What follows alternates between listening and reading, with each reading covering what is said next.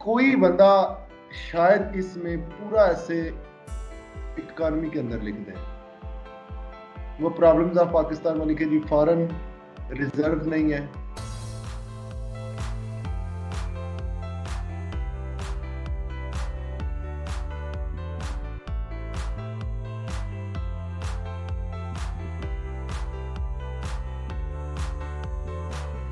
मैं आपको ऐसे को फॉर्मली शुरू करने से पहले आपको 2-3 चीजें बताना चाहता हूं जो जिन चीजों की बेस पे स्टूडेंट फेल होते हैं।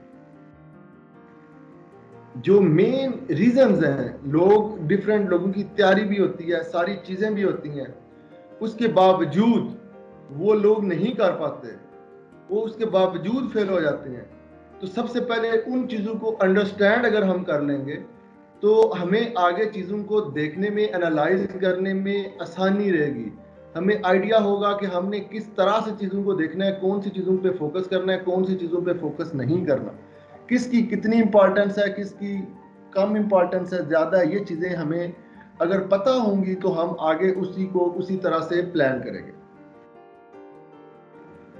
ऐसे का मतलब क्या है, ये सबसे पहली बात है जो समझने की जरूरत है। एक बात ज़हन में रखिएगा कि ऐसे का मतलब है एन अटेम्प्ट, अगर इंग्लिश में देखें। लेकिन जो इसका हमारा जो ऐसे के पर्सपेक्टिव में इंग्लिश में हम जो इसे अंडरस्टैंड करेंगे वो ये है कि व्हाट इज योर ओपिनियन। ऐसे का मतलब है कि आपका ओपिनियन क्या है।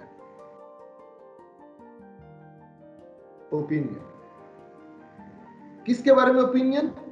Opinion about the given topic. आपका ऐसे का मतलब आपने ऐसे को जो टॉपिक है उसके बारे में आपका ओपिनियन क्या है। ऐसे का पहली स्टेज ये है कि ऐसे को देख के आपका ओपिनियन क्या है वो आपने फार्मूलेट करना है। That is first stage and main stage. आपने ऐसे के गिवन टॉपिक को देख के अपना ओपिनियन बनाना है कि इस टॉपिक को पढ़ के मेरे ज़हन में क्या चीज आती है। जो आप ओपिनियन बनाते हैं उसको देख के वो हम बाद में डिस्कस करेंगे कि क्या ओपिनियन बनाते हैं, क्यों ओपिनियन बनाते हैं, कैसा ओपिनियन बनाते हैं, कैसा बनाना चाहिए, ये चीजें डिस्कस करेंगे। लेकिन जो ओपिनियन आप बना लेते हैं उस ओपिनियन को फिर आपने प्रूव करना होता है। उस ओपिनियन को आपने साबित करना होता है कि ये जो मैं बात कर रहा हूं इस ऐसे को देख के जो मेरी राय है उस राय को फिर आप साबित करते हैं। अगर तो साबित आप कर जाएं दलील के साथ, रैशनैलिटी के साथ, लॉजिक के साथ, एक प्रॉपर वे के साथ, कन्विंसिंग रिटोरिक, कन्विंसिंग आर्गुमेंट के साथ, तो आपको लोग मैच्योर कहते हैं, आपके ऐसे को मैच्योर कहते हैं, आपके ऐसे को रीजनेबल कहते हैं। और फिर क्या होता है, आपके मिनिमम कम से कम पासिंग मार्क्स 40 आ जाते हैं। इशू क्या होता है? इशू ये होता है जो कुछ तो लोग होते हैं वो एफर्ट ही नहीं करते, कुछ लोग होते हैं कि वो ये जो ओपिनियन बनाते हैं इसमें गलती करते हैं,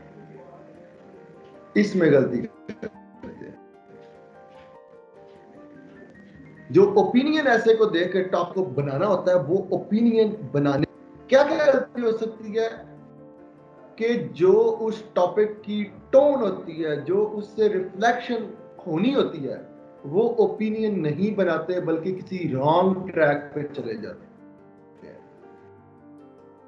या जो उसका कंप्लीट ओपिनियन होता है उसको अंडरस्टैंड नहीं कर पाते, उसका एक पार्शियल सा पार्ट ले लेते हैं, उसको अपना ओपिनियन क्लेम कर लेते हैं, या ओपिनियन की डेफिनेशन ही उनको समझ नहीं होती, वो ओपिनियन बनाते ही नहीं है बल्कि यहां पे कोई फैक्ट लिख देते हैं।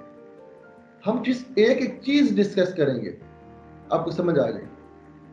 तो मेरी नजर में जो अच्छे कैंडिडेट हैं, फॉर एग्जांपल 20,000 जो अपीयर होते हैं एग्जाम में, मेरी नजर में उनमें से जो 10,000 है इन माई ओपिनियन, वो जो है वो यहां पे इन दो चीजों की बेस पे फेल होते हैं। और 10,000 है, उनकी इंग्लिश राइटिंग नहीं ठीक होती, उनकी इंग्लिश राइटिंग नहीं ठीक। तो इन 10,000 में से भी, इन 10,000 में से भी कुछ लोग इतने लॉजिकल होते हैं, आप उनसे बात करें आपको मजा आ जाता है, इतनी लॉजिकल बातें करते हैं, इतनी कन्विंसिंग बातें करते हैं, ऐसे में फेल हो जाते हैं। इसका मतलब ये है कि जो भी वो ओपिनियन बनाते हैं उसको साबित करना उनको आता होता है, उसको साबित करना उसको आता होता है, लेकिन जो वो राय अपनी बनाते हैं वो रीजनेबल नहीं होती, वो रीजनेबल नहीं होती, राय रीजनेबल नहीं होती, उनकी जो राय है वो ठीक नहीं होती, वो डिफरेंट होती है, वो एक एक्सेप्टेबल नहीं होती, वो टॉपिक की टोन के अकॉर्डिंग नहीं होती। इस फेज में वो ज्यादातर लोग जो हैं वो अंडरस्टैंड नहीं कर पाते।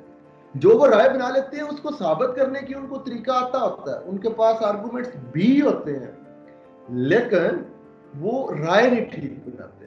तो ज्यादातर लोग जिनकी इंग्लिश राइटिंग ठीक होती है वो यहां पर फेल होते हैं। अब कुछ लोग हैं उनका, और कुछ टॉपिक ऐसे होते हैं जिनमें ओपिनियन आपका क्या होता है आप बड़ी आसानी से बना लेते हैं, हम वो डिस्कस करेंगे।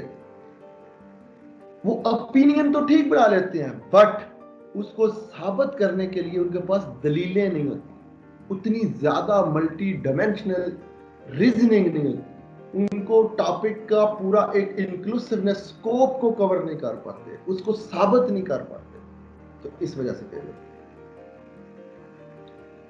तो हम इंग्लिश राइटिंग को फाउंडेशन कोर्स में सारी की सारी इंग्लिश राइटिंग को डिस्कस करेंगे। आपको जो कुछ आप सोच सकते हैं आप उसको इंग्लिश में लिखने के काबिल बन जाएंगे, अगर पहले से नहीं है। अगर पहले से है तो ये तो ऑलरेडी कोई इशू नहीं है, अगर नहीं भी है तो अगर आपने असाइनमेंट सारी प्रॉपरली की तो इंग्लिश लिखने के काबिल हो जाएंगे। तो आज हम ये डिस्कस करते हैं कि ऐसे का ओपिनियन कैसे बनता है गिवन टॉपिक को देख के। अगर मैं इसके फॉर्मली देखूं तो आपका टॉपिक होता है, उस पे आप ओपिनियन बनाते हैं और उस ओपिनियन को आप प्रूव करते हैं, और ये जो ओपिनियन होता है इसको हम थीसिस स्टेटमेंट कहते हैं।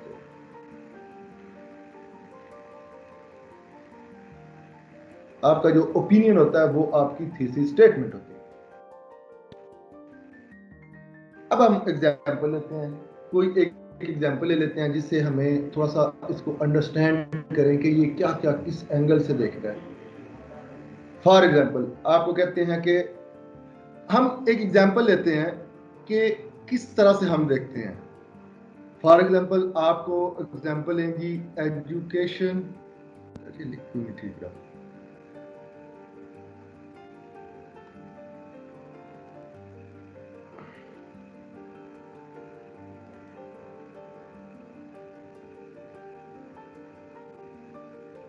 system of Pakistan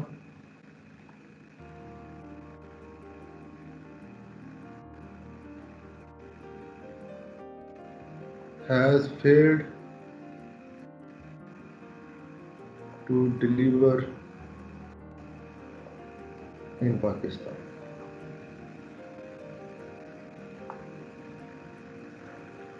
ये एक टॉपिक है, ये इस तरह से पेपर में आपके क्वेश्चन आते हैं। जेंडर इक्वालिटी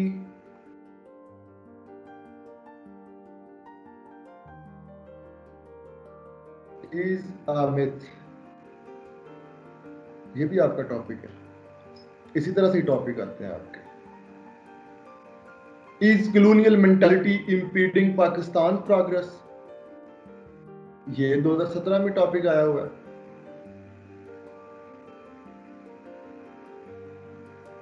ग्लोबल वार्मिंग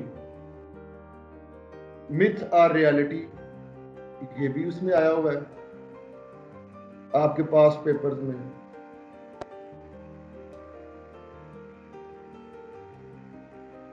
इसके बाद is colonial mentality impeding Pakistan progress, आगे क्वेश्चन मार्क है, ये भी टॉपिक में आया हुआ है।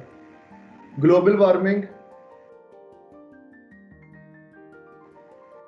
मिथ और रियलिटी, ये भी पेपर में आया हुआ है। Gender equality is a myth, आगे फुल स्टॉप है, ये भी पेपर में आया हुआ है।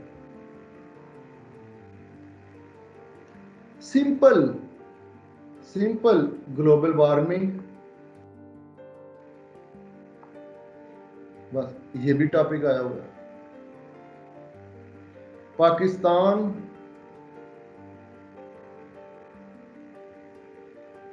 एंड फ्यूचर ऑफ कश्मीर, ये भी टॉपिक आया हुआ है। ये तो 2020 में आया था। Promotion of tourism, prospects, challenges, ये भी पेपर में 2020 में आया हुआ है। तो अगर इन सारे टॉपिक्स को आप एनालाइज करें तो इसमें 4 किस्में बन रही हैं।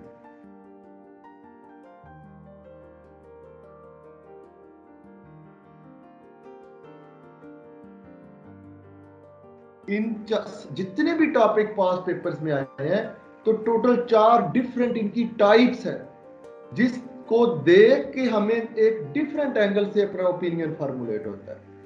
पहली टाइप, ऐसे टॉपिक्स जिनके एंड पे फुल स्टॉप आता है, ये पहली टाइप है जिसके एंड पे फुल स्टॉप आता है। एक टाइप है जिसके एंड पे क्वेश्चन मार्क आता है। तीसरी टाइप जिसमें चॉइस होती है, मतलब आर होता है, समथिंग आर समथिंग। एक होती है, इसको फिल इन द ब्लैंक कहते हैं, जिसमें आपके पास पूरी बात होती ही नहीं है, उसमें कोई वर्ब होता ही नहीं है, आपने खुद फैसला करना। चौथी टाइप में के अंदर लिखना क्या है, ओपिनियन बनाना, full stop. For example, education system of Pakistan has failed to deliver in Pakistan, पूरी बात, कंप्लीट बात है, वर्ब है, पूरी की पूरी बात है। आप भी कर सकते हैं, नहीं कर सकते। एक कंप्लीट थॉट, सेंटेंस है। Question mark, is colonial mentality impeding Pakistan progress, ये क्वेश्चन है, ये क्वेश्चन है। आप इस क्वेश्चन का जवाब देना है कि यस या नो। तो ये क्वेश्चन की फॉर्म में टॉपिक गिवन है, ये पहले वाला स्टेटमेंट की फॉर्म में टॉपिक गिवन है। स्टेटमेंट की फॉर्म में आपको स्टेटमेंट गिवन है, इधर क्वेश्चन गिवन है।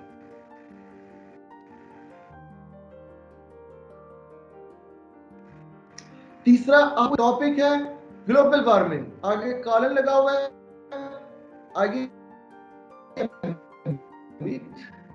रियलिटी।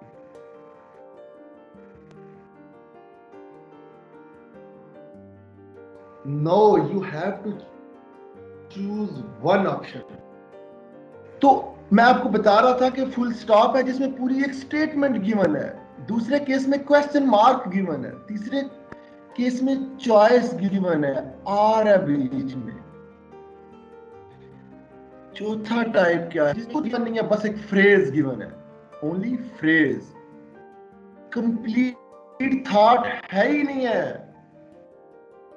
फ्यूचर ऑफ कश्मीर क्या है, अच्छा है, बुरा है, कैसा है, कंप्लीट सेंटेंस नहीं है। कंप्लीट सेंटेंस होने का मतलब ये है कि you know a complete thought in the topic, उसको एनालाइज करते हैं। जब आपको फ्रेज गिवन होता है तो उसकी थॉट कंप्लीट आपने खुद बनानी है, खुद ओपिनियन अपना फॉर्मुलेट करना है। तो ये चौथी टाइप।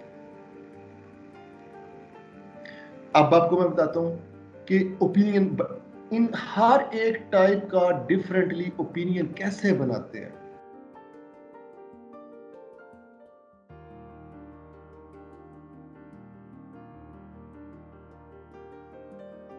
हम अब स्टार्ट करते हैं पहले से, जिसमें स्टेटमेंट होती है, जिसमें फुल स्टॉप होता है। उसमें क्या है? उसमें क्या होता है? आपका सिंपल है, education system of Pakistan has failed to deliver in Pakistan। ये आपका पूरा एक सेंटेंस है, ये पूरा फुल स्टॉप है, ये गिवन टॉपिक है। तो मेरे बच्चों, ऐसे टॉपिक में आपने क्या करना है, क्या रूल है, किस तरह से आपका ओपिनियन फार्मुलेट करना है। ओपिनियन फार्मुलेट करने से पहले, ये बताने से पहले, आपको एक बात की क्लैरिटी भी होनी चाहिए सबको कि ओपिनियन कहते किसे हैं, कौन सी चीज है जिसको ओपिनियन कहते हैं।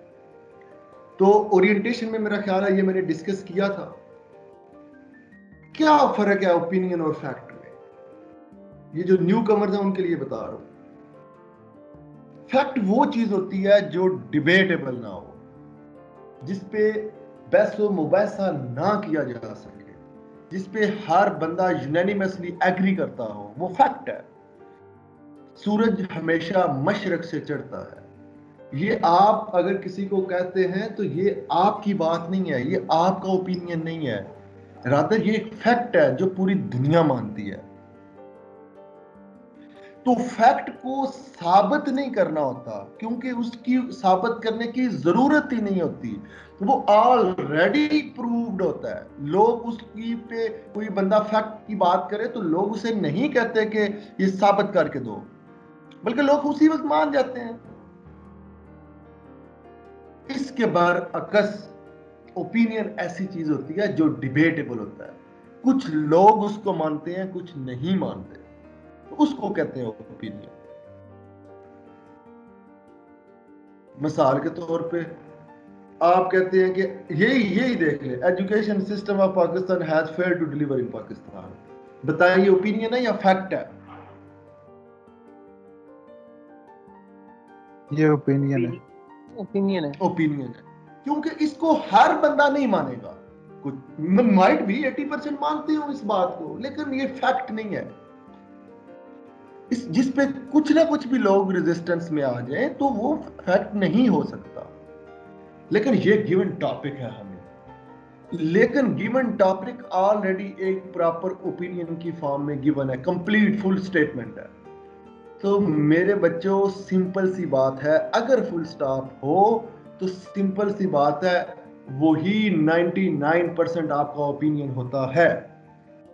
अब आपने इस पे ओपिनियन क्या बनाना है, ये उसने ऑलरेडी पूरी कंप्लीट बात आपको बता दी है, कंप्लीट बात बता दी है। अब एक लम्हे के लिए सोचें कि आप इससे एग्री करते हैं या नहीं करते हैं। मतलब ओपिनियन डिबेटेबल है ना, कुछ लोग उसको मानते होंगे, कुछ लोग नहीं मानते होंगे। अब आपने सोचना है आप इससे एग्री करते हैं या नहीं करते। अगर आप इससे एग्री करते हैं, अगर आप इससे एग्री करते हैं, तो ये ही आपका ओपिनियन भी होगा, ये ही आपका भी ओपिनियन होगा। अगर आप इससे डिसएग्री करते हैं तो इसका अपोजिट आपका ओपिनियन बन जाएगा। It's all up to you कि आप इसके एग्रीमेंट करके इसको अपना ओपिनियन बना लेते हैं या डिसएग्रीमेंट करके इसको अपना ओपिनियन बना लेते हैं। ये आपको लिबर्टी है।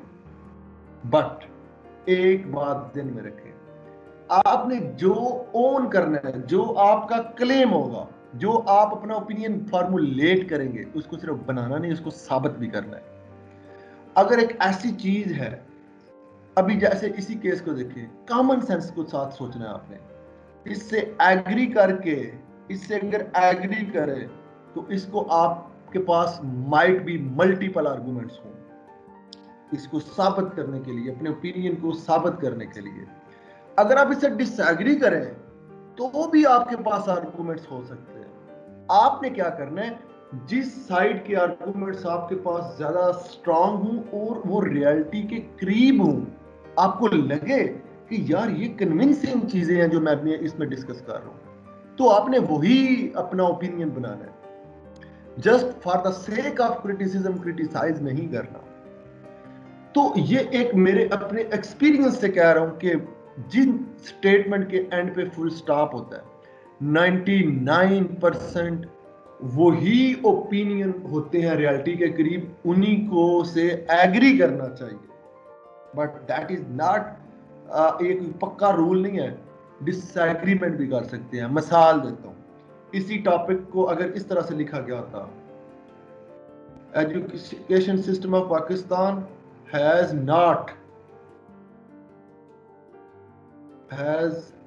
not failed to deliver in Pakistan, अगर ये स्टेटमेंट गिवन होती, अगर मेरे सामने ये स्टेटमेंट गिवन होती, education system of Pakistan has not failed to deliver in Pakistan, कि वो फेल नहीं हुआ डिलीवर करने में, पाकिस्तान में डिलीवर करने में वो फेल नहीं हुआ, नाकाम नहीं हुआ, अगर ये टॉपिक गिवन होता तो मैं इससे एग्री ना करता,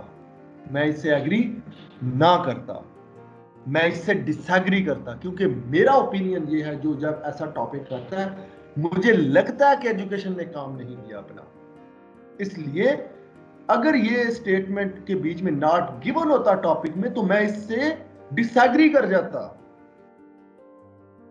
अगर ये नॉट मेंशन ना हो टॉपिक में, सिंपल हो कि education system has failed to deliver in Pakistan, तो मैं इससे एग्री करता हूं। अब मजे की बात यह है कि 99% केसेस में ये फुल स्टॉप से स्टेटमेंट दी ही इसी तरह से जाती है जो नॉर्मली एग्री करने वाली होती है, डिसएग्रीमेंट करने वाली नॉर्मली नहीं दी जाती। आप फॉलो कर रहे हैं? जी बिल्कुल सर। ओके जी सर बिल्कुल। ओके, ये एक बात होगी। अब सोचें, अब हमें पता चल गया कि ये तो ओपिनियन है, ये टॉपिक है, अब आपने इसका ओपिनियन बनाना कैसे है? अगर तो आप इससे एग्री कर गए तो मेरे बच्चों आपका ओपिनियन यही है, द एजुकेशन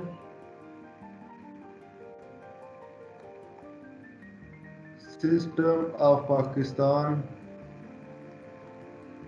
आज राइटिंग भी गंदी है, पता नहीं क्या हो गया, आज सही तरह से चीजें ठीक नहीं चल रही, has failed to deliver in Pakistan.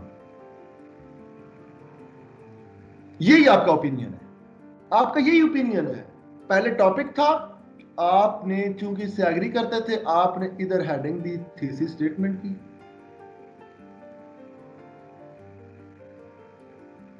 और यही आपका ओपिनियन है। लो जी, थीसिस स्टेटमेंट खत्म, अगर इस तरह का टॉपिक हो तो। अब आपका आगे क्या काम होना है? आपने थीसिस स्टेटमेंट की हेडिंग के अंदर जो ओपिनियन लिखा है उसको साबित करना है, वो बात की बात है। पहले ये तो हो कि हमने इसको लिखना कैसे है। एक पहली स्टेज कवर। यहां पे किसी का क्वेश्चन है तो पूछें, मैं आपको अगला केस बताऊं।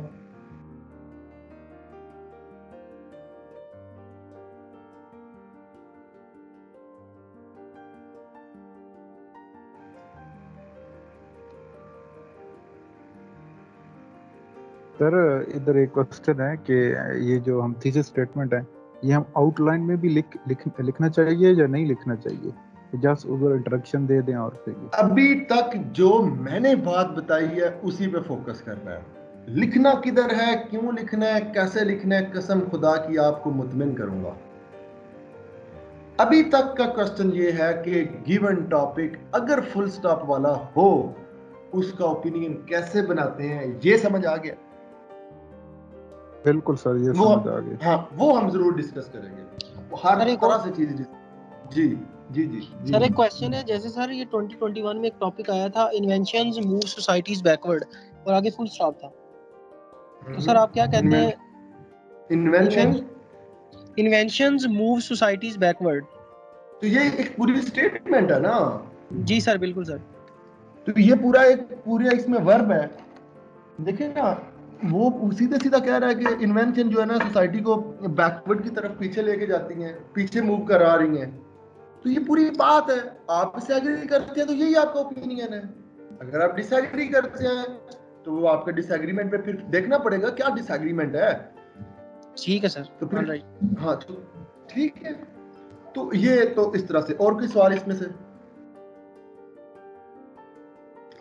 चीजों को ओवरवेलमिंगली अपने ऊपर, अगर कोई चीज बहुत सिंपल लगे तो ये नहीं सोचना कि इतनी सादा कैसे ऐसे हो सकता है। चीजें सारी सादा सादा है, क्लैरिटी से बहुत सिंपल है। आपने ये नहीं यार इतना आसान कैसे ऐसे हो सकता है, ये नहीं सोचना आपने। ठीक है, अब आ गया क्वेश्चन मार्क। आपको पहले केस में पता चल गया कि 99% almost 100% of the times in CSA ऐसे जिसमें फुल स्टॉप होता है नॉर्मली वही ही ठीक ओपिनियन होता है। अगर उसने जानबूझ के आपको तंग करना हो तो वो जानबूझ के उसके अपोजिट आपको टॉपिक दे दे। जैसे मैंने नॉट बीच में लगा दिया था, लेकिन नॉर्मली एग्जामिनर ऐसे नहीं करता। फिर आप उसके अपोजिट में भी जा सकते हैं। अच्छा, बहुत दफा ऐसे होता है कि कोई एक स्टेटमेंट है, उसको बाद में देखते हैं। दूसरा आ गया कि क्वेश्चन मार्क। अब क्वेश्चन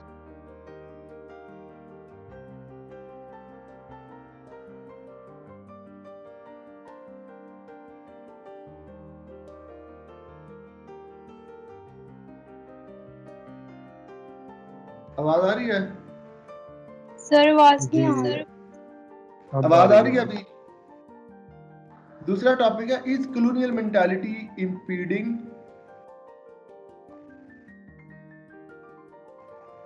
पाकिस्तान प्रोग्रेस? ये क्वेश्चन है, क्या कॉलोनियल मेंटालिटी पाकिस्तान की प्रोग्रेस को इंपीड कर रही है? ये टॉपिक है गिवन, इसका एक क्वेश्चन मार्क है। इसमें क्या करना है, यस और नो। अगर आपको लगता है कि हाँ कॉलोनियल मेंटालिटी इसकी प्रोग्रेस को इंपीड कर रही है,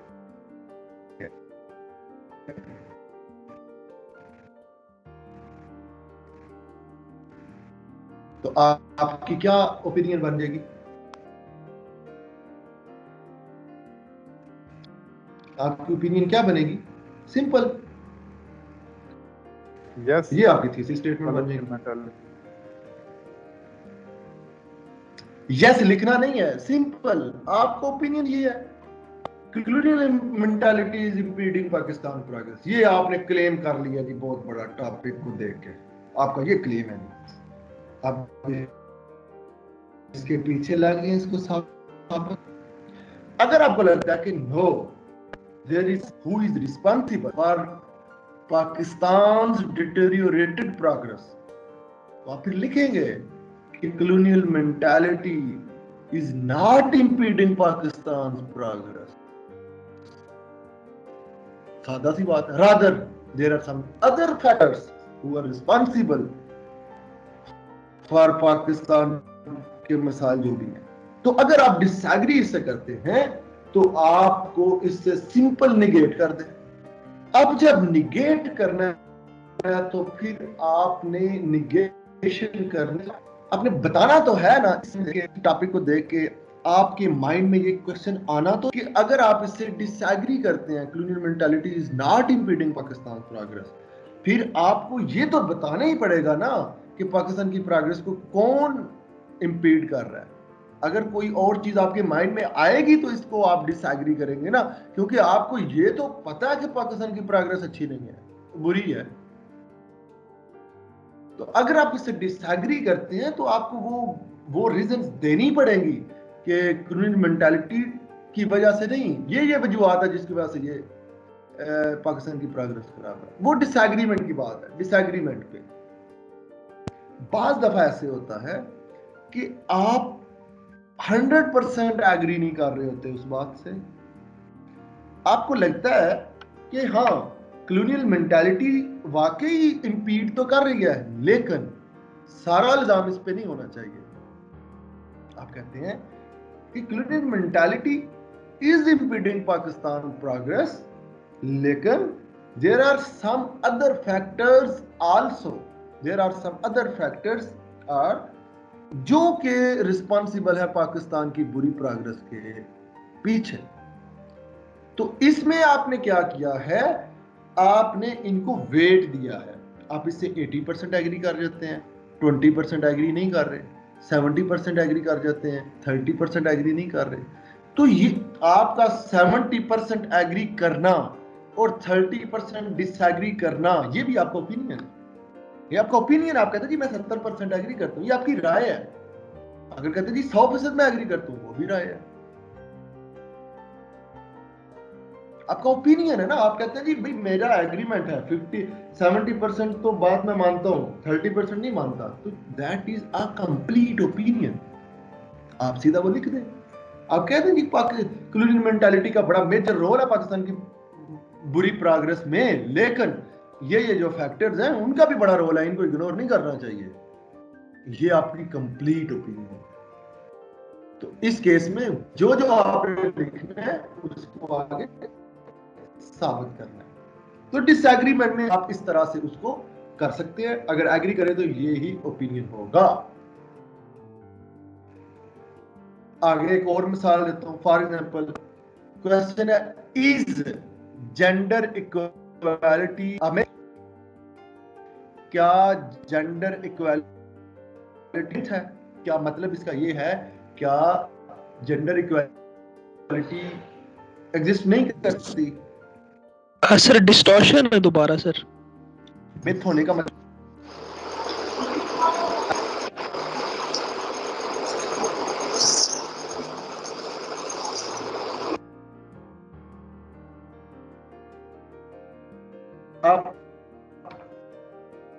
अब ठीक है। हेलो,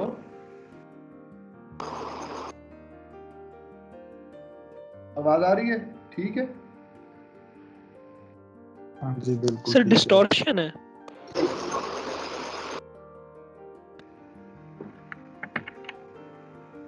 आप बताएं। ठीक है सर, अब ठीक है, क्लियर है। ओके।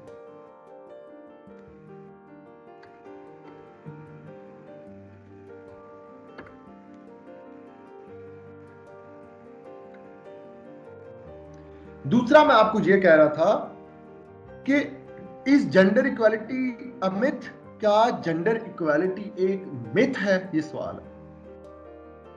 क्या जेंडर इक्वालिटी मिथ है? अगर आप कहते हैं हाँ जेंडर इक्वालिटी तो मिथ है, किधर नजर आती है जेंडर इक्वालिटी, तो ये आपका यस वाला हो गया। अगर आप कहते हैं कि नहीं मिथ नहीं है बल्कि रियलिटी हकीकत में जेंडर इक्वालिटी हो चुकी है, वो भी आपका ओपिनियन है। या आप कहते हैं कि जेंडर इक्वालिटी है तो मिथ, नहीं हुई जेंडर इक्वालिटी कहीं भी जगह पे, प्रैक्टिकली नहीं मैनिफेस्टेशन उसकी मिलती, लेकिन to some extent gender equality हुई भी है, ये भी आपका ओपिनियन है। जो मिडिल में आप निकल ले आए हैं, आपने मेन आर्गुमेंट आपका मिथ ही है, लेकिन 20-30% आप बताना चाहते हैं है तो मिथ, लेकिन थोड़ी बहुत जो है उसको भी क्रेडिट उतना तो माने आप कहते हैं कि मैं थोड़ा बहुत इन टोटलिटी, वो कहते हैं कि जी मैं मानता हूं कि जेंडर इक्वालिटी एग्जिस्ट नहीं करती, लेकिन थोड़ी बहुत डेवलपमेंट जरूर हुई है। ये आपकी कंप्लीट है, ये भी ओपिनियन है। तो मतलब मैं आपको बेसिकली एक चीज समझाना चाहता हूं, क्वेश्चन मार्क जब आता है, यू हैव 3 ऑप्शंस। आप एग्रीमेंट भी कर लें, यस में भी कंप्लीटली जा सकते हैं, नो इशू। आप कंप्लीट डिसएग्रीमेंट में भी जा सकते हैं, नो इशू। आप उसके बीच में कोई और सिनेरियो भी क्रिएट कर सकते हैं। एक मेजर आप एक अपनी एक तरफ टिल्ट शो करते हैं, लेकिन कहते हैं कि यार दूसरे फैक्टर भी कुछ हैं, उसको भी आप कहना चाहते हैं, मतलब 80% यस 20%। तो ये तीनों केसेस में आप अपनी थीसिस स्टेटमेंट, अपना ओपिनियन फार्मूलेट कर सकते हैं। तो जो भी इन सारे केसेस में ओपिनियन फार्मूलेट करेंगे वो आप सिंपल थीसिस स्टेटमेंट की हेडिंग के नीचे लिख देंगे और वही उसी पॉइंट को आपको पूरे ऐसे में साबित करना होगा। Any question related to second type of topic? Sir इसमें एक क्वेश्चन है कि अगर हम एक टिल्ट लेते हैं कि जिस तरह कहे कि कॉलोनियल मेंटालिटी इज इम्पीडिंग पाकिस्तान, अब हम ये ओपिनियन ले ली, तो क्या हम ये भी कर सकते हैं कि इसके टॉपिक में भी हम ये ऐड कर सकते हैं कि नहीं कुछ और भी चीज़ें हैं जो कि इम्पीड कर रही हैं, कि नहीं सिर्फ इसी से स्टिक होके हमें रहना पड़ेगा? ये सुने आप, मैं यही तो कह रहा हूँ, इसका रूल कोई नहीं है। आपने अपने आप को जो चीजों में जकड़ा हुआ है ना उनसे निकले। आपका राय क्या है? आपको मैं आपसे सवाल पूछता हूँ, मुझे आप ऐसे को गोली मारे, आपकी राय क्या है इस पे? अगर मैं आपको कहता हूँ क्या पाकिस्तान में कॉलोनियल मेंटालिटी इंपीड कर रही है, आपकी इस पे क्या जवाब होगा? अपने एंगल से बताओ। मैं सर कहूँगा हाँ बिल्कुल है, लेकिन हाँ बिल्कुल है, लेकिन इसमें बहुत और भी बहुत सी चीज़ें ना फैक्टर इन्वॉल्व हैं, तो ये भी है, मैं बिल्कुल इससे एग्री करता हूँ, लेकिन और भी चीज़ें हैं जो इसके साथ हैं और मिल के वो पाकिस्तान की प्रोग्रेस को ना वो डाउन कर रहे हैं।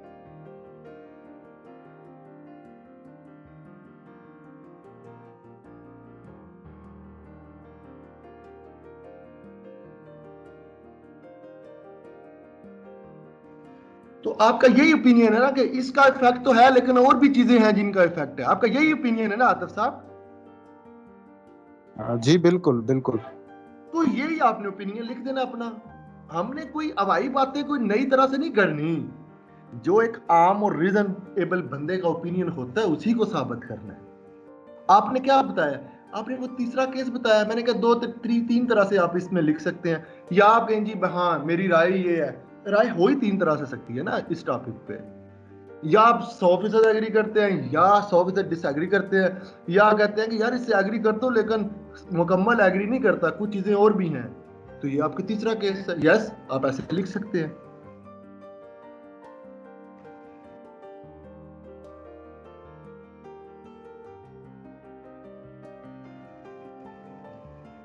आतिफ साहब समझ आई? आप लिख सकते हैं। जी बिल्कुल बिल्कुल बिल्कुल सर समझ आ गई। असल में वो सोचना सिर्फ एक चीज है। देखिए आप एक रीजनेबल सारे लोग हैं ना, आपने इसको इस रूल्स में या इन बातों में नहीं फंसाना। ये इल्यूजन्स हैं कि इस तरह के ऐसे में ये करते हैं, इस तरह के ऐसे में ये करते हैं, इधर ये लिखना होता है ये नहीं लिखना होता। नो नो नो, ऐसा कुछ नहीं है। ये सारी मिथ्स हैं। सादा सी बात है। टॉपिक को देख के आपकी राय क्या है? अब राय वो बच्चों वाली तो नहीं होनी चाहिए ना, वो ड्रीम वाली तो नहीं होनी चाहिए ना, वो रियलिस्टिक होनी चाहिए। वो तो बाद में डिस्कशन करेंगे। एक रियलिस्टिक माइंड है जो उसकी राय है, बस वो लिख देनी है। वो राय 100% उस टॉपिक से एग्रीमेंट में भी हो सकती है, 100% डिसएग्रीमेंट में भी हो सकती है, या उसका मिड वे भी कोई भी हो सकती है। भाई आपने जो राय देनी है, आपके पास अंदर कुछ होगा तो आप वो बीच वाली राय बनाएंगे ना। कुछ नॉलेज, कुछ रीजन, कुछ माइंड में कुछ होगा तो वो राय बनाएंगे ना। जो होगा उसी की हेल्प से आपने अपनी राय को साबित कर देना है। Clear? Clear sir. Okay.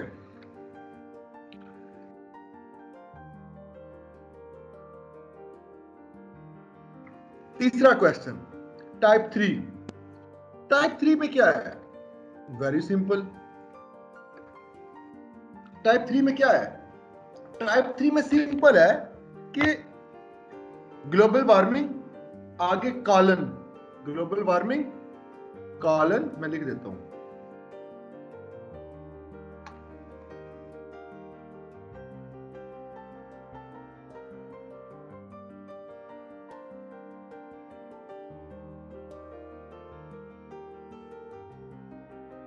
Colon,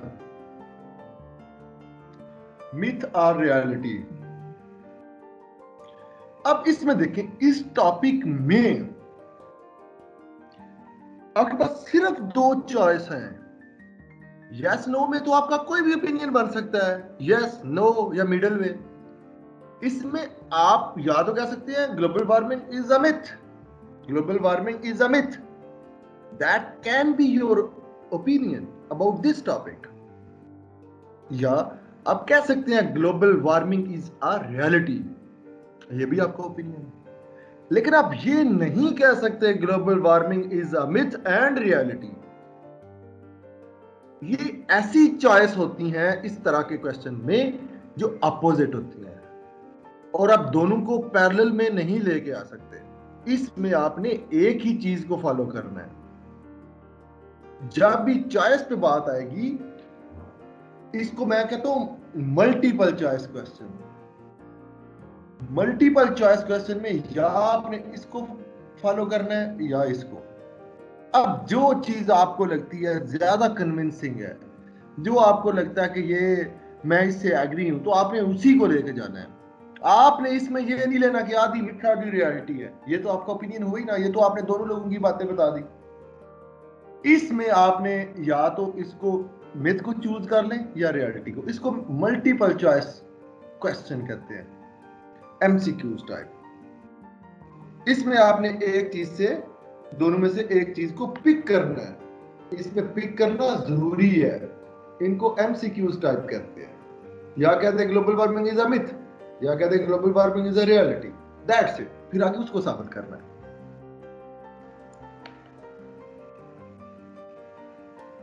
clear?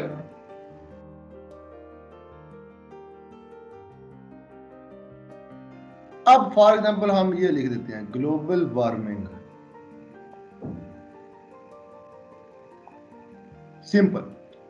Simple word है ग्लोबल वार्मिंग। अब देखें, इस ग्लोबल वार्मिंग को देखकर हमें पता ही नहीं चल रहा कि इसमें क्या लिखना है। दो वर्ड है, देखें पीछे तीनों केसेस में हमें प्रॉपर उसकी डायमेंशन और सेंस समझ आ रही थी। हमें प्रॉपर एक आइडिया हो रहा था कि उसकी टोन क्या है, वो किस तरफ जा रहा है, वो क्या पूछना चाह रहा है, वो किस तरफ हमारा माइंड बना रहा है। अब इस केस में देखें, इधर तो हमें पता ही कुछ नहीं। इधर तो सादा सा दो लफ्ज है, कोई वर्ब नहीं, कोई टोन नहीं, कोई डायमेंशन नहीं। Simple word education, simple global warming, education system of Pakistan, education system of Pakistan. इसमें क्या लिखना है, क्या ओपिनियन है, कुछ नहीं पता चल रहा। या पता चल रहा है किसी को तो बताए। टॉपिक है एजुकेशन सिस्टम ऑफ पाकिस्तान। इसमें क्या ओपिनियन है, इसमें पूरी बात है ही नहीं है। पूरी बात कैसे बनती है? पूरी बात बनती है जब उसमें सब्जेक्ट और वर्ब कंप्लीट हूं और आगे फुल स्टॉप हो, उसको कहते हैं पूरी बात होना। ये फाउंडेशन में हम बड़ी डिटेल में डिस्कस करेंगे। कंप्लीट सेंटेंस है, कंप्लीट आइडिया कन्वे करता है। पहले केस में कंप्लीट सेंटेंस था, फुल स्टॉप। क्वेश्चन मार्क में कंप्लीट सेंटेंस था, कंप्लीट आइडिया कन्वे कर रहा था। तीसरे केस में मल्टीपल चॉइस था, कंप्लीट सेंटेंस तो नहीं था लेकिन आइडिया कंप्लीट कन्वे कर रहा था, जिसमें कॉलन लगा होता है। इस केस में क्या है? इस केस में फ्रेज है। फ्रेज दो लफ्ज हो सकते हैं, तीन हो सकते हैं, चार हो सकते हैं, पांच हो सकते हैं, लेकिन कंप्लीट सेंटेंस नहीं होता। उसमें प्रॉपर सब्जेक्ट वर्ब एग्रीमेंट के साथ फुल स्टॉप वगैरह नहीं होता। Education is only one word, education system of Pakistan. Phrase, कोई वर्ब नहीं है बीच में। ग्लोबल वार्मिंग, कोई वर्ब नहीं है, सिंपल है। फ्यूचर ऑफ कश्मीर, वर्ब किधर है? ना तो फ्यूचर वर्ब है, ना ऑफ वर्ब है, ना कश्मीर वर्ब है। पाक इंडिया रिलेशंस, किधर वर्ब है? तो हमें ऐसे क्वेश्चन में डायमेंशन पता ही नहीं होती। प्रॉब्लम्स ऑफ पाकिस्तान, अब देखें ना, ये टॉपिक देख लें, प्रॉब्लम्स ऑफ पाकिस्तान। अब इसमें क्या है? इसमें कोई सेंटेंस है क्या? इसमें कोई कंप्लीट सेंस है? प्रॉब्लम्स ऑफ पाकिस्तान, इसमें वर्ब है कोई? नहीं। Socio economic problem of Pakistan, इसमें कोई आपको वर्ब आ रहा है नजर?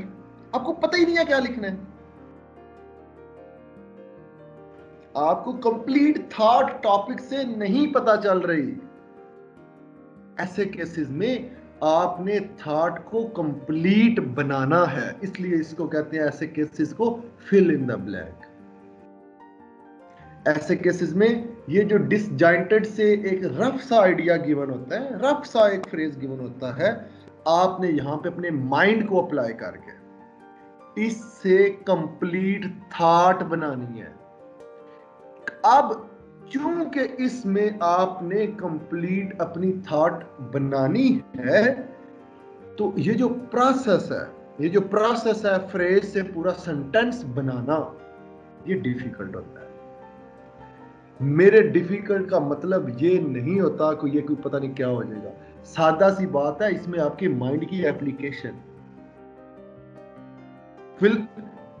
फुल स्टॉप पे कोई माइंड की एप्लीकेशन नहीं है। पूरी थॉट ऑलरेडी बनी हुई है, आपने सिर्फ फैसला करना है एग्री या डिसएग्री, बस वो तो आप सोच ही सकते हैं। इसमें ये भी खुद बनाना है कि किससे एग्री करते हैं, किससे डिसएग्री करते हैं। टॉपिक को कंप्लीट भी खुद करना है।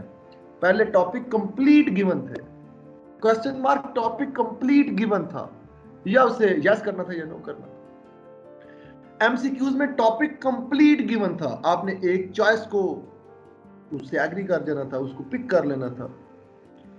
इस केस में टॉपिक कंप्लीट नहीं गिवन, पहले इस टॉपिक की थॉट को कंप्लीट बनाना है आपने, और जो कंप्लीट बनाएंगे वही आपका ओपिनियन होगा। तो इस एंगल से देखें तो इस तरह के टॉपिक में जिसमें ज्यादा माइंड अप्लाई हो, वो फिल इन द ब्लैंक वाला होता है, जिसमें फ्रेज होते हैं। तो मैं इसको एक सेंस में थोड़ा सा रिस्की भी कहता हूं टॉपिक, लेकिन मार्केट में लोग इसको सबसे इजी टॉपिक कहते हैं। वो कहते हैं, मार्केट में लोग इसको डिफरेंट नाम देते हैं, वो बाद में डिस्कस करेंगे। मेरी नजर में ये बाकी की निस्बत डिफिकल्ट है। क्यों डिफिकल्ट है? क्योंकि थॉट आपने कंप्लीट खुद करनी है। अगर वो जो कंप्लीट थॉट करनी है वो आपने गलत कर दी, फिर दूसरे ऐसे तीनों की टाइप में कम से कम आपको ये तो मसला नहीं होता कि टॉपिक का ओपिनियन पे कोई मसला है, ये तो क्लियर होता ओपिनियन ठीक है। अगर साबित ठीक नहीं कर पाते तो मसला बन सकता है ना। इसमें तो आपका ओपिनियन क्या बनता है वो गलत हो जाए, आगे बेशक साबित कर भी ले तो मसला है, कोई बात वो उसमें फायदा नहीं है। मिसाल देता हूं, अब मेरा एक दोस्त है, वो 2018 में पास हुआ, 2019 में उसका 0 नंबर आया। 2018 में एलोकेशन नहीं हुई थी। उसने ऐसे था 8 फॉर पीस, 8 फॉर पीस। आप एक लम्हे के लिए सोचे तो ये इसमें एक कोई वर्ब शब्द कोई नहीं है, बस सिंपल एक सेंस लेकिन कन्वे हो रही है। उसने लिखा, उसने इसको कॉम्प्रीहेंड किया जी। 8 को उसने कहा जी मेथड, क्या मेथड होनी चाहिए को, मेथड किसके लिए? पीस को इंश्योर करने के लिए। लेकिन ऐसे की टोन ये थी कि आर्ट की जो फील्ड है, आर्ट की जो फील्ड है, म्यूजिक है, लिटरेचर है, ड्रामाज हैं, स्टोरीज हैं, ये जो फील्ड है, how this field contribute in ensuring peace. अब इसकी कॉम्प्रिहेंशन में तो मेथड्स टू इंश्योर पीस, इस सेंस में उसका ऐसे बहुत क्लास था, लेकिन 0 नंबर। अब ये तो प्रॉब्लम्स ऑफ, मिसाल के तौर पर ये आपका टॉपिक है, problems of Pakistan.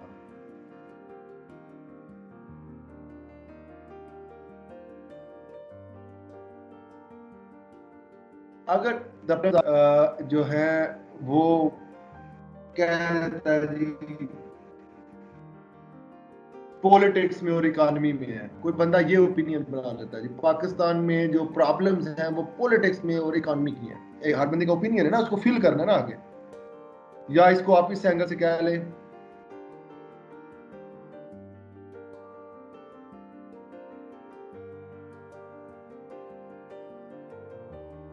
Pakistan problems, बस ये लफ्ज है, ये एक ही बात है। अब आगे क्या है लिखना है, पूरी थॉट कंप्लीट कैसे होनी है ये खुद करना है। एक बंदा कहता है जी पाकिस्तान प्रॉब्लम्स आर डिक्रीजिंग, कोई ये लिख देता है। कोई बंदा लिख देता है Pakistan problems are increasing, Pakistan problems are stagnant. कोई लिख देता है पाकिस्तान प्रॉब्लम्स इन पॉलिटिक्स, कोई लिख देता है पाकिस्तान प्रॉब्लम्स इन इकोनॉमी, कोई लिख देता है इन डिप्लोमेसी, कोई लिख देता है इन सोशल सेक्टर, कोई लिख देता है इन फैमिली सेटअप, कोई लिख देता है रिलीजन, कोई लिख देता है एथनिसिटी में, प्रोविंशियलिज्म में। अब ये हर बंदे की अपनी थॉट है। कोई बंदा शायद इसमें पूरा ऐसे इकोनॉमी के अंदर लिख दे, वो प्रॉब्लम्स ऑफ पाकिस्तान में लिखे जी फॉरेन रिजर्व नहीं है, टैक्स नहीं इकट्ठा होता, डेट है बहुत ज़्यादा, इन्फ्लेशन है बहुत ज़्यादा, और गुर्बत है बहुत ज़्यादा, अनएम्प्लॉयमेंट है बहुत ज़्यादा, आपके पास जो आपका स्टेटस ऑफ लिविंग वो बहुत ही डिटेरियोरेटेड है। तो ये देखिए सारा का सारा ऐसे कोई बंदा इकोनॉमी के अंदर भी लिख सकता है। कोई बंदा सारा का सारा ऐसे सोशल सेक्टर की प्रॉब्लम्स को लेकर डिस्कस कर सकता है। कोई बंदा प्रॉब्लम पॉलिटिक्स की ले लेता है, वोटर के क्या मसले हैं, रिप्रेजेंटेटिव के क्या मसले हैं, पार्लियामेंट के क्या मसले हैं, इलेक्शन कमीशन के क्या मसले हैं, इलेक्शन के क्या मसले हैं, कैंडिडेट्स के क्या मसले हैं, वोटिंग टर्नआउट में क्या मसले होते हैं, रिगिंग के क्या, वो पूरा का पूरा ऐसे आपका पॉलिटिक्स के अंदर प्रॉब्लम्स को डिस्कस कर सकता है। कोई बंदा इकोनॉमी के अंदर सारी प्रॉब्लम्स को डिस्कस कर सकता है, कोई रिलीजन की प्रॉब्लम्स को सारा डिटेल में डिस्कस कर सकता है, कोई फॉरेन रिलेशन की सेंस में सारी प्रॉब्लम्स को डिस्कस कर सकता है, डिप्लोमेसी की सेंस में। It's all up to the thinking of the candidate, उसकी टिल्ट किस तरफ है, वो पाकिस्तान की प्रॉब्लम किन को कंसीडर करता है। सवाल ये पैदा होता है कि किसका ठीक होगा। देखिए ना, वो फिल इन द ब्लैंक को फिल करना चाह रहा है ना, वो उस बात को कंप्लीट करना चाहता है, फ्रेज है, कंप्लीट है ही नहीं। सवाल ये होता है कि कंप्लीट बात कैसे होगी, सही क्या होगी। यहां पे मेरे बच्चों आपको मैं एक चीज समझाना चाहता हूं उसको।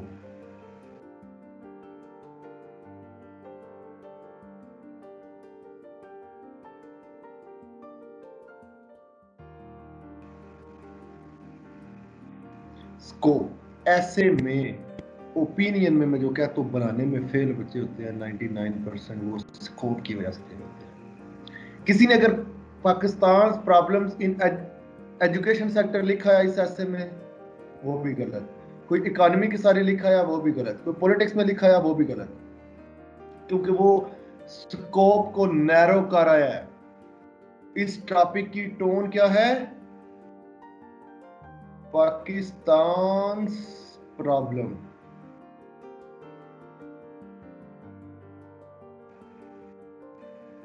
किसके अंदर प्रॉब्लम, पाकिस्तान की किस फील्ड के अंदर, ये मेंशन नहीं है, मतलब जेनेरिक है। इसका स्कोप क्या बनता है ये डिटरमिन करना जरूरी है। इसका स्कोप तीन चीजों से देख रहे हैं, कोई भी टॉपिक आ जाए उसका स्कोप तीन चीजों से देख रहे हैं। एक कहते हैं टेम्पोरल, टाइम के लिहाज से क्या स्कोप है। दूसरा ज्योग्राफी, ज्योग्राफी के लिहाज से क्या स्कोप है। तीसरा आइडियोलॉजी, आइडियाज के लिहाज से क्या स्कोप है। अभी समझाता हूं। टेम्पोरल, अब टॉपिक है पाकिस्तान प्रॉब्लम, पाकिस्तान की प्रॉब्लम। ये किस टाइम की प्रॉब्लम की बात हो रही है, कोई बताएगा। इसमें टाइम की सेंस क्या आपको रिफ्लेक्शन में आ रही है, ये किस टाइम की प्रॉब्लम की बात कर रहा है। एनीवन? जो थ्रू पाकिस्तान के साथ चल रही है। इससे टोन ये आ रही है कि पाकिस्तान की प्रॉब्लम जो करंटली हमें रिफ्लेक्शन हो रही है, पाकिस्तान की प्रॉब्लम्स क्या है इस सेंस में, टाइम के लिहाज से ये फ्यूचर की बात नहीं कर रहा, प्रेजेंट की कर रहे इसमें हैं। हमें फ्यूचर के बारे में नहीं पूछ रहा। No future no past. Sense देखे ना पाकिस्तान प्रॉब्लम, वो मौजूदा वक्त की बात कर रहा है कि आजकल क्या प्रॉब्लम है पाकिस्तान की। तो इसमें टेम्पोरल के सेंस में आपने प्रेजेंट की प्रॉब्लम्स पे फोकस करना है। ज्योग्राफी के लिहाज से इस टॉपिक पे क्या कंस्ट्रेंट्स हैं, ज्योग्राफी पे क्या बाउंड है हम पे, बताएं। पाकिस्तान की प्रॉब्लम्स लिखनी है, दुनिया की प्रॉब्लम्स नहीं लिखनी। ये बाउंड आ गया हमारे ऊपर। हम पाकिस्तान के अंदर अंदर देखेंगे, हम मिडिल ईस्ट नहीं देखेंगे, यूरोप नहीं देखेंगे, पाकिस्तान की प्रॉब्लम्स देखेंगे। आइडियोलॉजी, प्रॉब्लम की नेचर क्या होगी, ये आइडियोलॉजी है। आइडियाज किस किस फील्ड में होंगे, कोई कंस्ट्रेंट है आइडियोलॉजी में, बताएं। टॉपिक में क्या कोई कंस्ट्रेंट है कि किस आइडियोलॉजी में लिखनी है प्रॉब्लम, कौन से आइडियाज की, कौन सी फील्ड की लिखनी है? No sir. No sir. No sir. मतलब क्या, आपने हर फील्ड की प्रॉब्लम लिखनी है,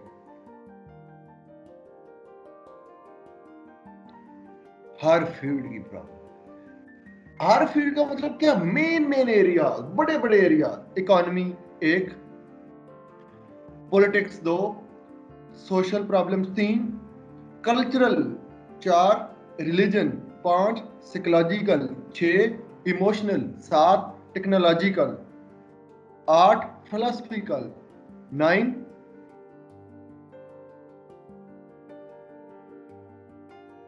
ये 9 बड़े बड़े एरियाज हैं, ये फील्ड ऑफ लाइफ है। इकोनॉमी के अंदर 20 प्रॉब्लम्स हैं भाई। अगर तो इधर टॉपिक आ जाता पाकिस्तान प्रॉब्लम इन इकोनॉमी, अगर टॉपिक ये लिखा होता तो आपने इकोनॉमी के अंदर बड़ी बड़ी सारी चीजें बीच में लिखनी थी। अगर इन सोशल लाइफ होता, सोशल लाइफ में क्या है, एजुकेशन है, हेल्थ है, आपकी जेंडर इनइक्वालिटी है, पॉवर्टी भी लिख सकते हैं, अनएम्प्लॉयमेंट भी लिख सकते हैं, वो इकोनॉमी भी लिख सकते हैं, सोशल में भी लिख सकते हैं, स्ट्राटिफिकेशन है, डिसइंटीग्रेशन है नेशनल, पाकिस्तान की बड़ी बड़ी प्रॉब्लम्स हैं। पाकिस्तान में टॉलरेंस नहीं है, ये पाकिस्तान की सबसे बड़ी प्रॉब्लम है। मोरालिटी नहीं है, ये सोशल प्रॉब्लम है सर। देखें, अब सोशल के अंदर 10 पॉइंट हम ये भी लिख सकते हैं। मेरे बच्चों, अब जब सवाल ये आ जाए पाकिस्तान प्रॉब्लम, इसका मतलब ये है आपने हर फील्ड से एक एक आर्गुमेंट लेना है, ना कि इकोनॉमी के 10 ले ले। आप पैराग्राफ ही टोटल 12, 14, 15 लिख सकते हैं, 15 से ज्यादा लिखने ही नहीं होते। 16 लिख लेंगे, 18 लिख लेंगे, किसी की बहुत अच्छी राइटिंग स्पीड है, अच्छी वो है, 18 लिख लेंगे पैराग्राफ, 15, 16 इतने ही लिखे जाते हैं मेरे से। तो वो सारे के सारे आप एक फील्ड से उठाएंगे तो स्कोप नैरो हो जाएगा, आप टॉपिक की टोन से हट जाएंगे। अगर लिखता है पाकिस्तान प्रॉब्लम इन इकोनॉमी, तो इकोनॉमी में आपने मैक्रो इकोनॉमी, माइक्रो इकोनॉमी, हर तरह की इकोनॉमी के सारे प्रॉब्लम्स को कोशिश करनी है, पूरी फील्ड को कवर करना है। अगर वो कहता है पाकिस्तान प्रॉब्लम, फिर बड़े बड़े फील्ड, इकोनॉमी पे एक पैराग्राफ, सोशल पे एक पैराग्राफ, पॉलिटिक्स पे एक पैराग्राफ, इस तरह से सारे फील्ड, बड़े बड़े फील्ड, ताकि स्कोप हॉरिजॉन्टली कवर करना है, वर्टिकली उस एक एरिया के अंदर अंदर नहीं घुसना, हॉरिजॉन्टली मूव करना है, पैरेलल में लेके हॉरिजॉन्टली देखनी है, हर एरिया से एक एक आर्गुमेंट उठा के लाए, एक ही एरिया के अंदर नहीं घुसना। ये है आपकी आइडियोलॉजी का स्कोप। तो इन तीनों चीजों को आपने देखना होता है जब भी आप ओपिनियन बनाते हैं फिल इन द ब्लैंक में, क्योंकि बाकियों में तो ऑलरेडी पूरी कंप्लीट थॉट होती है। तीनों तरह के स्कोप ऑलरेडी वो जो उन्होंने डिफाइन करने होते हैं उन्होंने कर दिए होते हैं, आपने उसे बस यस नो करना होता है, एग्री डिसएग्री करना होता है। इसमें तो आपने थॉट ही खुद बनानी है, तो इसलिए आपने ये तीनों चीजें देखनी होती है।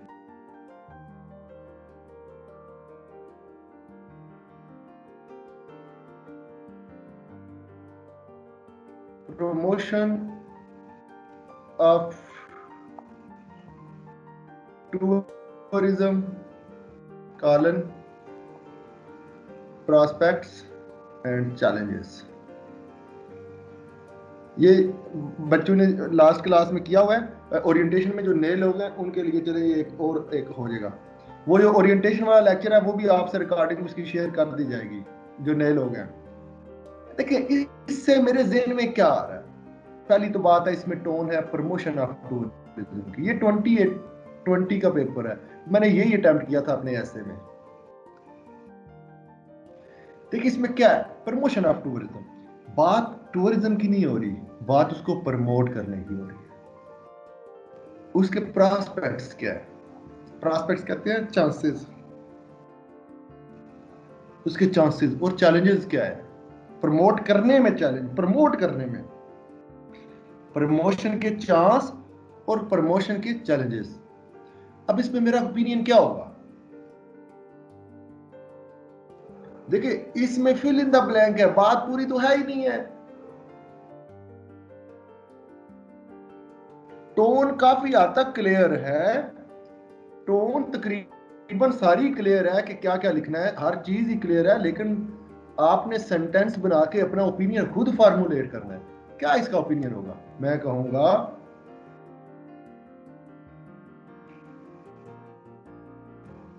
Promotion of tourism in Pakistan भी आ गया था टॉपिक में, इन पाकिस्तान भी था। Promotion of tourism in Pakistan has numerous prospects. ये मेरा एक ओपिनियन बन गया है। इस टॉपिक को देख के मैंने सबसे पहले तो ये कह दिया कि प्रमोट करने के चांसेस बहुत सारे हैं। ये मेरा ओपिनियन है। मैं कह सकता था बहुत कम चांसेस हैं। वो प्रॉस्पेक्ट्स ही पूछ रहा था ना कि प्रमोट करने के प्रॉस्पेक्ट्स कितने हैं, क्या हैं भी हैं या नहीं है। मैंने क्लेम किया that is my opinion, there are many prospects to promote tourism in the country. लेकिन ये पूरे टॉपिक को ये सेंटेंस कवर नहीं करता। ये मेरा एक ओपिनियन बन गया छोटा सा इस टॉपिक को देख के। टॉपिक सारे को देखें तो और भी लिखना पड़ेगा ओपिनियन। आगे मेरा ओपिनियन ये बनेगा, but there are certain challenges in the way of its promotion।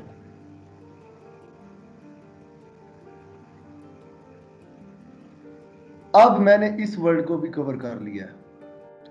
मैंने दूसरा ओपिनियन अपना क्या दिया है? मैंने कहा है तो न्यूमरस। ये देखिए ना, इसमें मेरा क्लेम क्या है? मेरा क्लेम है कि बहुत सारे चांसेस है। मेन क्लेम ये है कि बहुत सारे चांसेस हैं। जो पहले लिखते हैं वो मेन क्लेम है। आगे मैंने क्या किया? मैंने कहा लेकिन सर्टेन। सर्टेन का क्या मतलब है? कुछ, सम लिख दे, फ्यू लिख दे। दूसरा बना कर लेकिन कुछ चैलेंजेस हैं। अब मैंने कुछ को भी साबित करना है। पहले तो न्यूमरस को साबित करना है, न्यूमरस प्रॉस्पेक्ट क्या है। फिर दूसरा मेरा ओपिनियन है उसको प्रमोट करने के रास्ते में कुछ चैलेंजेस है। अब दूसरा ओपिनियन ये है। यही कंप्लीट थीसिस स्टेटमेंट है। पूरा टॉपिक कवर हो गया। समझ आइए आप लोगों को?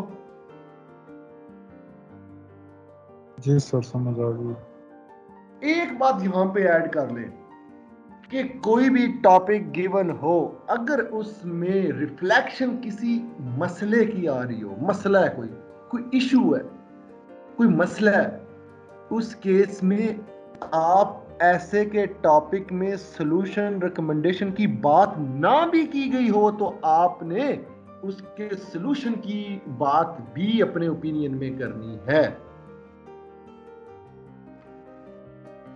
अब इस टॉपिक में देखें तो आपने कहा कि चांसेस तो बहुत ज्यादा है लेकिन थोड़े बहुत चैलेंजेस हैं। अब देखिए टॉपिक में, अगर आप टॉपिक को देखें तो टॉपिक में इन चैलेंजेस को खत्म करने का कोई उसमें टोन नहीं गिवन, कोई उसमें हिंट नहीं गिवन कि आपने रिकमेंडेशन भी दें, लेकिन आपने ये खुद सोचना है अगर टॉपिक में कोई प्रॉब्लम्स आ जाए तो उसकी रिकमेंडेशन पे भी आपने अपना ओपिनियन जरूर देना है।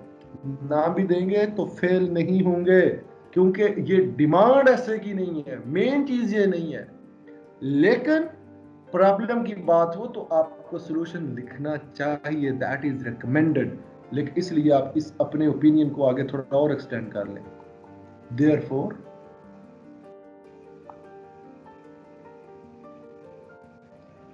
a comprehensive reform are needed to promote tourism in Pakistan, in the country। आपका तीसरा ओपिनियन क्या हो गया कि हमें एक रिफॉर्म्स चाहिए। आपने साबित करना कि वो रिफॉर्म्स कौन कौन सी चाहिए, क्यों चाहिए, वो आगे हम आएंगे तो देखेंगे। तो ये आपकी थीसिस स्टेटमेंट है।